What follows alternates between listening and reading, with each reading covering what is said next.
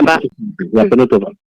Ya, yang pertama saya mau katakan, terutama kepada kemarin saya berdialog dengan Media Channel, dia mengatakan, waktu saya mengutip sirah Nabawiyah bahwa Nabi Muhammad itu dicekik, dia tidak terima. Dia mengatakan ini adalah buku dengan otoritas ketiga.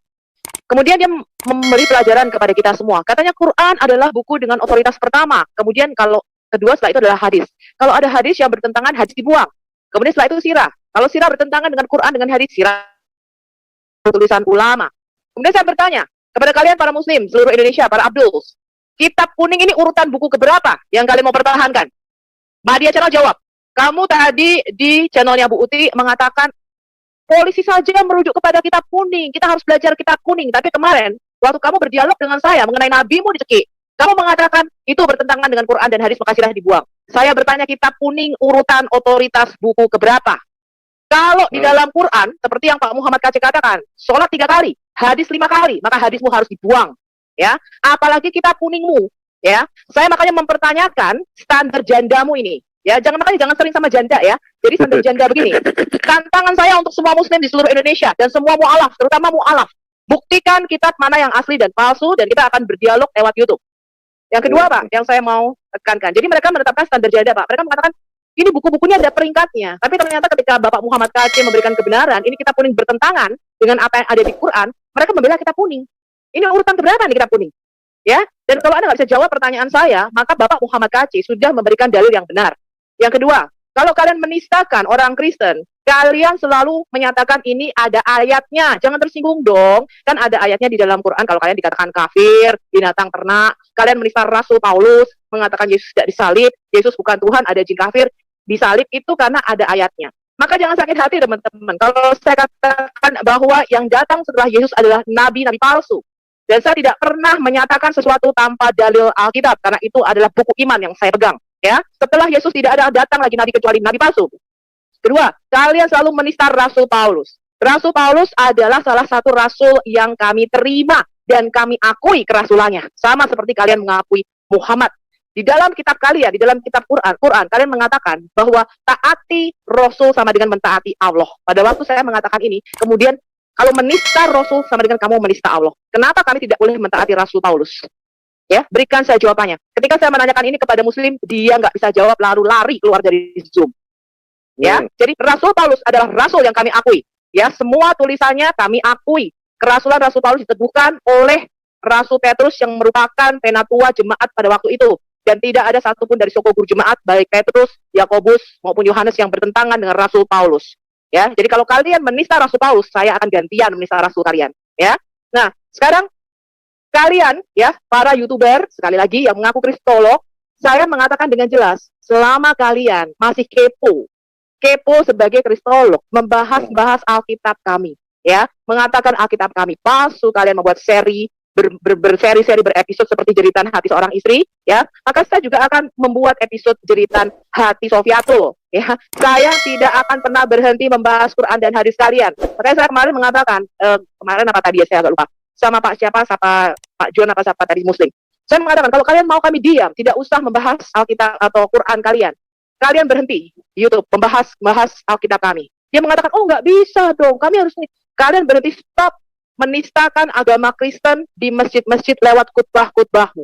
Ya, jangan kepo sama Alkitab, jangan kepo sama Kristen, urusin agamamu sendiri, urusin umatmu sendiri. Dia mengatakan nggak bisa, kami nggak bisa. Loh, kalau kalian nggak bisa, apa haknya kalian membuat kami harus berhenti bicara?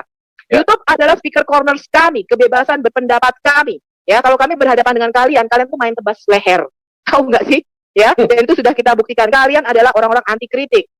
Ya. Jadi urusan debat agama di YouTube, ya, saya menghimbau kepada MUI, kepada Menteri Departemen Agama, nggak usah ngurusin YouTube, ya, kamu urusin aja, ya, yang lain-lain, nggak usah ngurusin debat agama, selama tidak menistakan simbol-simbol negara. Biarlah YouTube menjadi ajang kebebasan adu argumentasi, ya. Kami akan menyajikan data-data bukan berdasarkan asumsi, dan biarlah pemirsa semua yang menyimpulkan.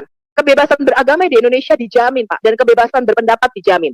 Ya, kami mempunyai hak jawab kalau kalian mengutik-ngutik ayat-ayat Alkitab, mengaku sebagai kristolog, membicarakannya di YouTube, ya. Kalian udah ngaku Muslim, tapi kalian kepo, ngutip-ngutip Alkitab. Maka siapa kalian yang berhak dan menstop kami bicara tentang Quran dan hadis kalian?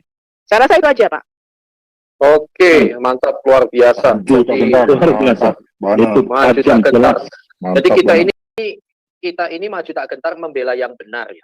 Bukan beda dengan yang lain, maju tak gentar membela yang bayar. Beda jauh, beda jauh. Jadi luar biasa Ibu Sofiatul. Dan bagi Anda, seperti yang dikatakan tadi ya, yang keluar-keluar, oke, kami siap untuk memfasilitasi mengenai hal ini. Kita bisa tayangkan lebih luas. Jangan ikut-ikutan kayak Yahya Waloni ya. Oke, kumpul di mana? Di Senayan atau Zakir Naik ya, kumpulkan sekian ribu orang. Di YouTube ini mau ditonton 1 juta orang. Bisa. Di antara YouTuber Kristen ini, di antara mereka dari anggota ASRI aja udah 250.000 subscriber lebih gitu. Oke, bicara untuk menyampaikan kebenaran. Oke, sebagai closing statement Pak, setelah ini kita berdoa ya.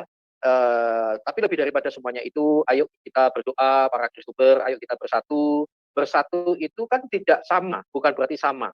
Kalau semuanya sama lah, saya kan melambai. Itu nantinya sama dengan perempuan, tidak demikian. Bersatu itu beda, tetapi satu iman, satu tujuan, lalu kita memuliakan nama Tuhan, memberitakan Injil. Itu hak. Itu apa yang kami sampaikan ini adalah hak jawab. Apa urusanmu, siapa kalian? Kalian juga manusia, makan nasi, makan tahu kayak saya, kayak Ibu Sofiatul gitu. Jadi ya berani tidak untuk lakukan itu. Kenapa mereka kepo-kepo? Ya itu tadi, karena mereka banyak kutipan-kutipan Alkitab yang kontradiktif. Sementara mau mengatakan kita ini palsu. Sementara kita bisa menjawab. Nah, itu pakai otak, mikir. Jangan seperti pentol korek sekali lagi. Nggak bisa pakai otak, akhirnya pakai otot. Itu lucu. Masyarakat sudah bisa menilai kok. Masyarakat ayo pinter lah. Pinter, lebih kritis lagi.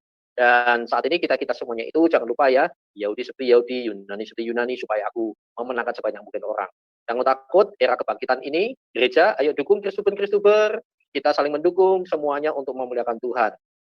Wabillahi taufiq wal hidayah, wassalamualaikum warahmatullahi wabarakatuh. Pak Konopo, kita akan berdoa ya.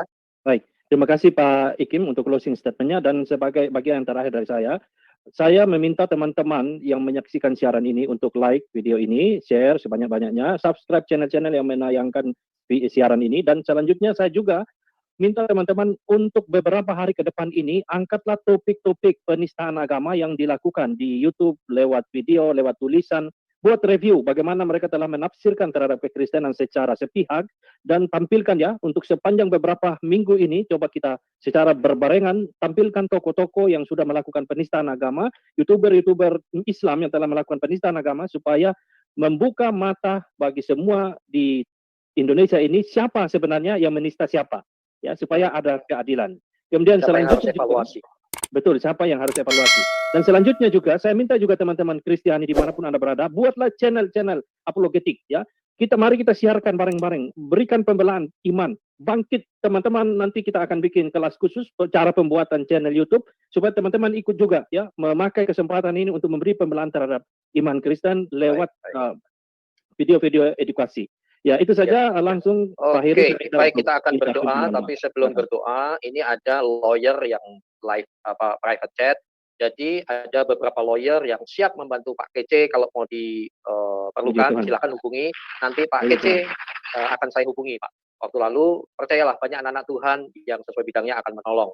Jadi seperti itu, dan juga saya pesan untuk channel-channel Islam, ya, Media Channel terutama ini, yang seringkali saya tuh kalau ngomong sama dia kayak ayam lepas gitu ke sana kemari gitu ya, Bu Sofiatul, semacam itu. Demikian juga tadi sudah ada ya keluhan gitu.